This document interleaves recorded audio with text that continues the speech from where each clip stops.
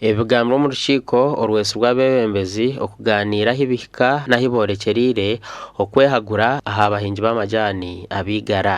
Itonze tutekateka ngu factory yitu yibakwete yabo hwejiti factory nga yayitongora tukagira operation zitu tukakontrolinga amajani gitu akwati n'amajani mi maronje munonga tutekateka even no mu Uganda ninga shuno munsi yona tubasa kugira umwanya omukatari kensi yona wara hako munyabuhweje gishaha mazima ari kugira ngo bweje kumwigara gedarga yigareka maseparate ngo naryo mwinazi nariki wanashimaza mantu yo tubona n'amajani twenda tukora kasente tukora kasente.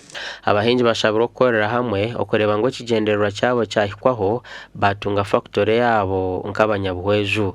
Atashayona nimburwa gacenka zo mukashenge umwana karakayo owabuhweju di factory.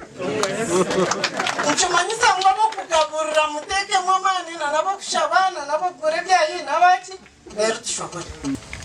Nyenda bamanyise ngo iwe nk'umuhinji nanye nk'umuhinji amajana gawe agoture no shoroma no redo mu kampaneji ejesha hano ko gariyo nagakurebe senaku nagaputera iwo muringo gutara kucenga kandi gota kumanya abana bende byo kusingaho ni muje kushanga mu kote 2012 tubashaba ngumuze yo mbwingi muhoro mushanga konka embibane batubonana nabo kugira ngo itwentu ya yamani okandikira president omuhinji wa bweju